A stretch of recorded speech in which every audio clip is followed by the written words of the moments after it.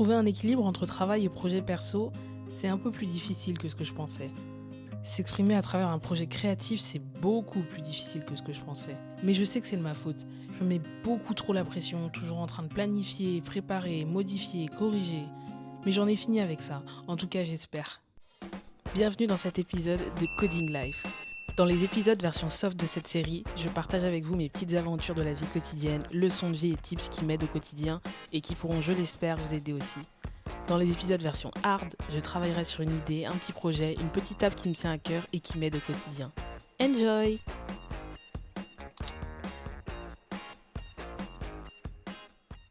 Hello tout le monde, j'espère que vous allez bien. On se retrouve aujourd'hui pour une nouvelle vidéo. Je viens juste de rentrer du travail, j'ai super faim là je suis en train de vous parler parce que j'attends que ma nourriture elle cuise là-bas. J'étais vraiment à deux doigts de procrastiner, de me dire bon vas-y, je filmerai demain, ça peut attendre. Et après je me suis rappelé que le sujet de la vidéo c'était justement ça, la motivation. Je me suis dit je peux quand même pas faire une vidéo sur un sujet et que ce soit en mode bon faites ce que je dis et faites pas ce que je fais. J'espère que vous allez bien, ça fait super longtemps que j'ai pas filmé de vidéo, mais justement on va en parler dans cette vidéo. J'espère que vous êtes motivés à finir cette fin d'année en force et en beauté, et si c'est pas le cas, vous avez bien fait de cliquer sur cette vidéo. Et je sais plus ce que je dois dire, ok. Donc aujourd'hui on va parler motivation, parce que comme vous pouvez en juger par la fréquence à laquelle je poste des vidéos, j'avais clairement perdu la motivation. Et ça m'a rappelé qu'en fait, il y a quelques mois, il y a une personne qui m'a laissé un commentaire et qui m'a demandé comment tu fais pour te motiver à faire des projets, pour tes études, pour ton travail, etc. Comment tu fais pour trouver la motivation? Et donc au début, je me suis assise et je me suis dit, bon vas-y, je vais répondre. Alors, comment je fais pour trouver la motivation? Et là, gros blanc, trou noir. En fait, j'ai jamais répondu à cette personne, mais c'est pas parce que j'ignorais ton commentaire. J'ai jamais répondu parce que j'avais pas la réponse, donc je me suis dit, bon, je vais réfléchir et quand je trouverai la réponse, je répondrai à la personne. Il se trouve que quand j'ai commencé à avoir du mal à faire des vidéos, enfin à trouver la motivation pour faire des vidéos, je me suis souvenu de ce commentaire et je me suis dit, mais en fait, c'est pour ça que j'ai pas pu aider cette personne-là en répondant à son commentaire. C'est parce que je pourrais même pas m'aider moi-même dans cette situation. Donc je me suis posée, j'ai réfléchi et je me suis dit que la réponse, en plus de m'aider moi et d'aider potentiellement cette personne, elle pourrait en aider d'autres. Donc j'espère que ça vous aidera. C'est donc ce dont on va parler aujourd'hui. Donc pour la première partie de cette vidéo, je vais vous parler des excuses qu'on se trouve généralement quand on a perdu la motivation. Les excuses que vous vous trouvez quand vous devez commencer à travailler sur vos projets personnels, à étudier, à faire une tâche ménagère, à aller au sport, à apprendre une nouvelle langue. On va parler de tout ça de façon générale. Première excuse à laquelle j'ai pensé, peut-être la plus commune, j'ai pas le temps. Quand j'ai commencé à ne plus être consistante et à plus travailler sur de nouvelles vidéos, la première pensée qui me venait c'était non mais j'ai pas le temps en fait. La vérité c'est pas que j'avais pas le temps, c'est que j'ai prioriser autre chose par rapport au fait de faire des vidéos. Donc si vous le savez pas, je travaille maintenant en Chine. Quand je rentre du travail, j'ai envie de sortir avec mes amis, j'ai envie de visiter la ville, j'ai envie d'organiser un voyage, j'ai envie d'apprendre le chinois, j'ai envie de dormir aussi.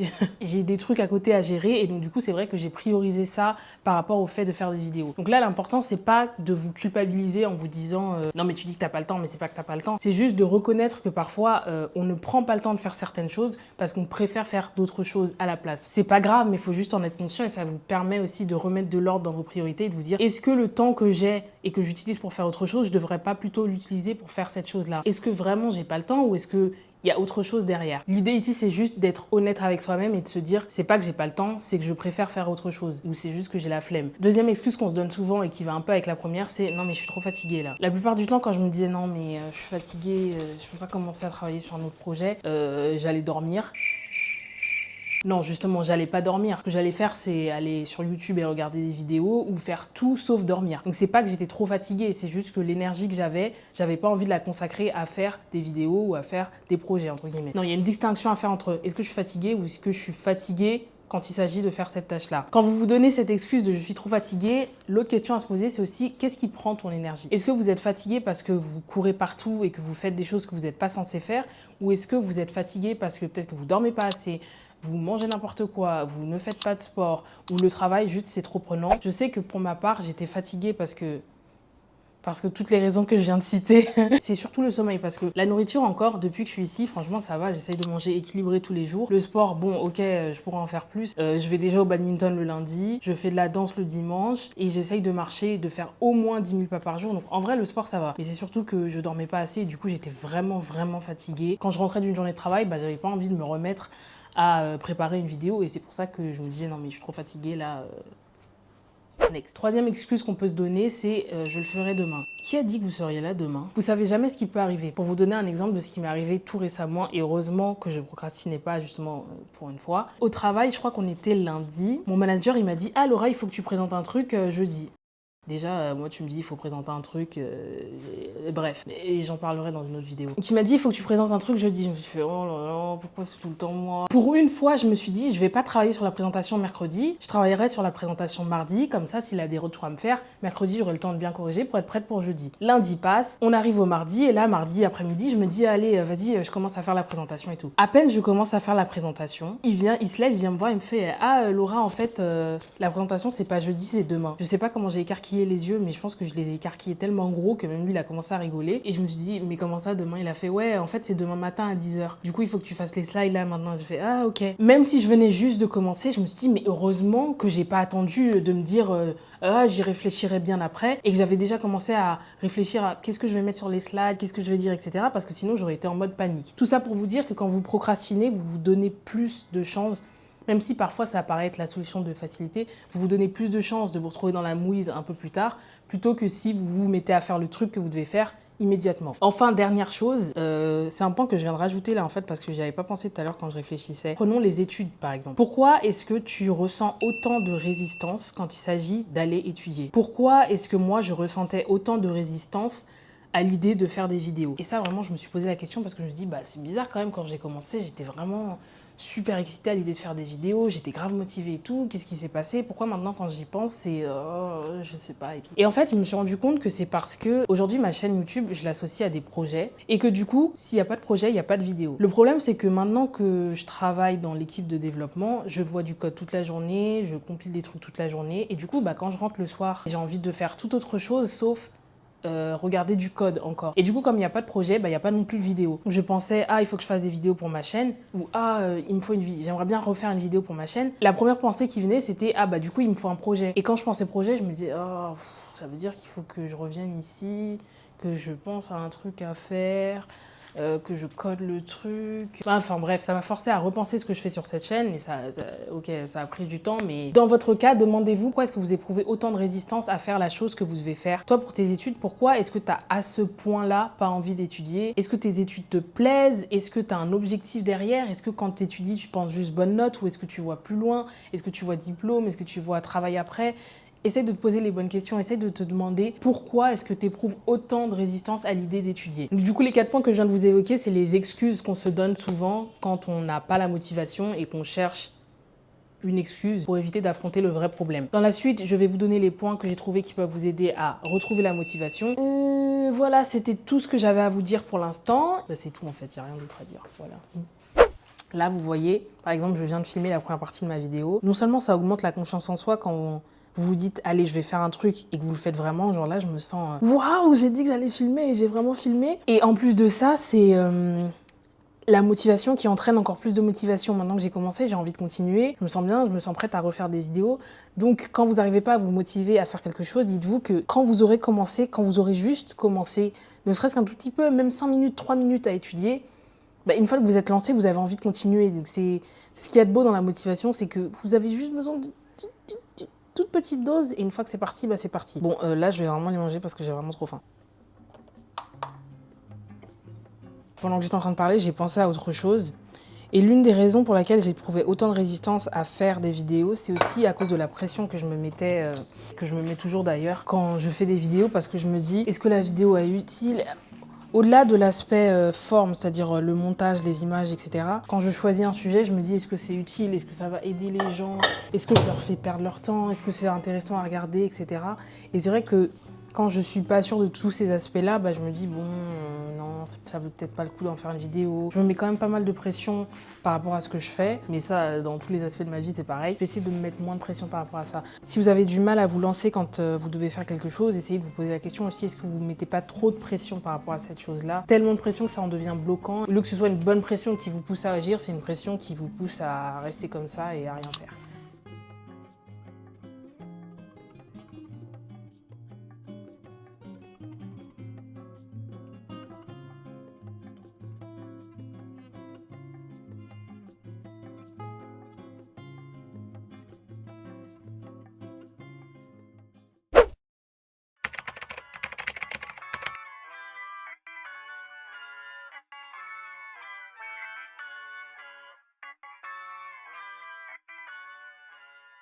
Hey, j'espère que vous allez bien. Je suis en retard.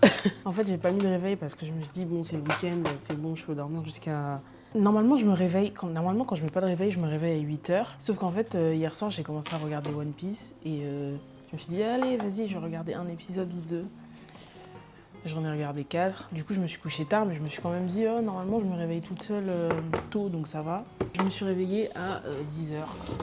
Et en fait, j'ai cours de chinois aujourd'hui parce qu'on est samedi et j'ai cours de chinois à 11h30. De 1, j'ai pas fait mes devoirs, donc il faut que je le fasse avant d'y aller. J'ai l'impression d'être en 6e quand tu fais tes devoirs de maths avant le cours de maths. Donc il faut que je fasse mes devoirs. Et de 2, j'ai faim et en fait j'aimerais bien manger parce qu'après j'enchaîne sur un cours de danse. Normalement je vais au cours de danse le dimanche, mais là il y a moyen que je fasse un truc avec une copine demain et du coup je pourrais pas aller au cours de danse de demain, donc je vais y aller aujourd'hui. Tout ça pour dire qu'on va faire des pancakes. Si vous avez déjà regardé mes vidéos, je sais plus c'était dans quelle vidéo, dans une des vidéos je vous avais montré bon ok c'est à ma soeur, mais l'appareil que j'utilise quand je suis en France pour faire les pancakes.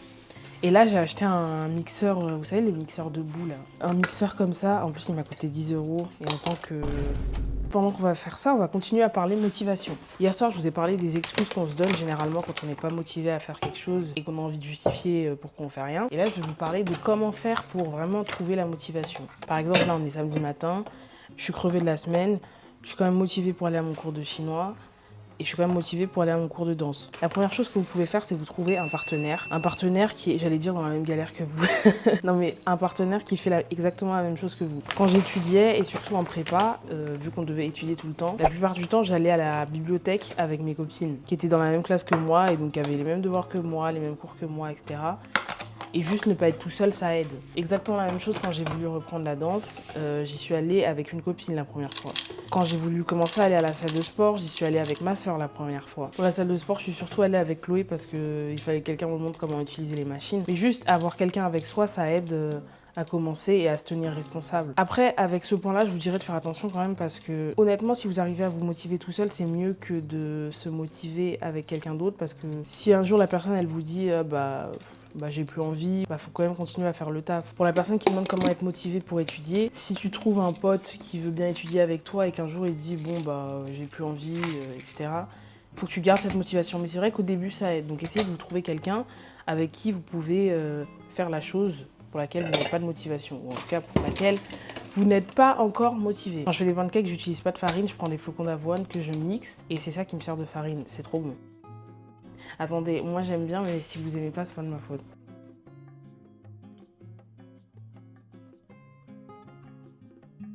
Ensuite, là-dedans, je vais rajouter un œuf plein et 2 jaunes d'œufs. Un œuf plein et 2 jaunes d'œufs. Bon, je sais pas, en fait, ma recette, c'est une recette au feeling, donc je vais mettre des trucs dedans et quand ça aura l'air bon, je vais mixer. Je viens de voir de l'eau de coco dans mon frigo. Est-ce que j'en mets dedans? J'ai l'impression d'être Chloé. Chloé, elle fait n'importe quoi à la maison. Quand elle cuisine, si vous voulez goûter, quand elle cuisine, il faut faire attention parce qu'il y a 50% de chances qu'elle ait mis des trucs pourris qu'elle a trouvés dans le frigo dans le plat, ou alors elle a mis n'importe quoi dedans en espérant que ça fasse quelque chose de bon.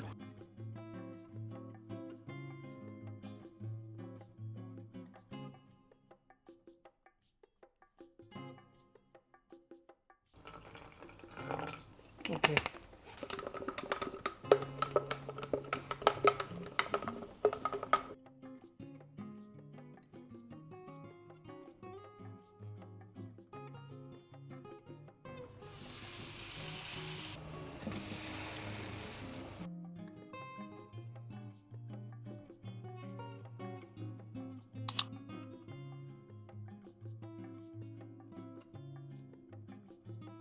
妈妈知道电话是谁打。Every day. 妈妈知道电话是谁打。姐买的，这个是安娜。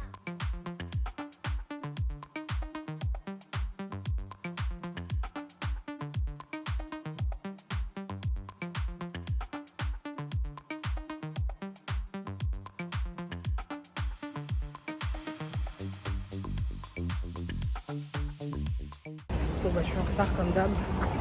Là, objectif 7-Eleven, j'achète une bouteille d'eau et go.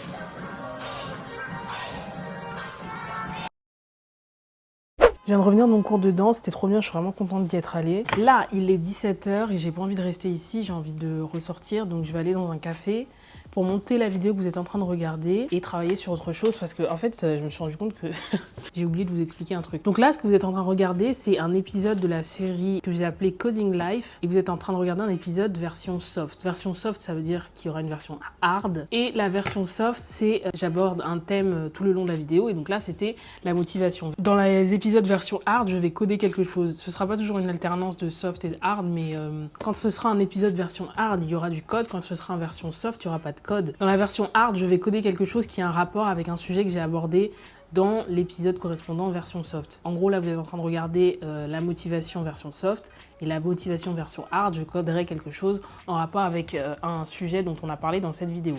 Donc là, il est 17 h 08, je vais finir de boire ce truc-là. Ici, ils ont des médicaments pour... J'allais dire ils ont des médicaments pour tout, mais en fait nous aussi. Hein. Et un médicament qu'on m'a recommandé, c'est quand tu commences à être malade. Et là, je commence à attraper froid, j'ai le nez qui coule et tout. Donc je bois ça et ensuite je vais au café.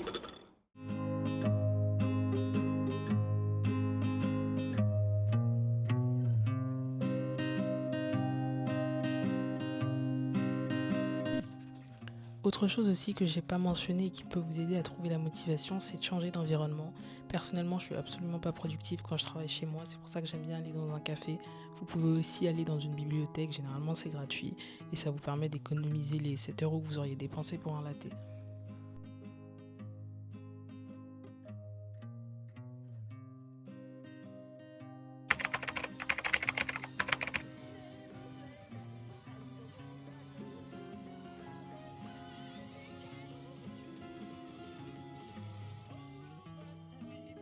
Avant de vous dire au revoir, voici le petit mot de la fin. Que ce soit en utilisant les tips de cette vidéo ou autrement, j'espère sincèrement que vous trouverez la motivation nécessaire à la réalisation de vos rêves et votre futur vous remerciera comme moi aujourd'hui je remercie la Laura du passé pour les efforts fournis et efforts dont je vois aujourd'hui les fruits. J'espère sincèrement que la vidéo vous a plu, n'hésitez pas à vous abonner, laisser un like et un commentaire et moi je vous dis à bientôt.